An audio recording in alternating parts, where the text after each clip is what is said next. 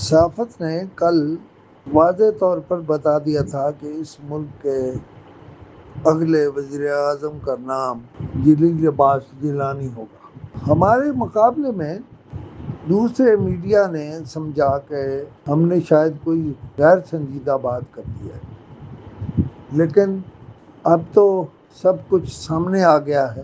جلیل عباس گیلانی دراصل یوسف رضا گیلانی کے قبیلے سے ہیں۔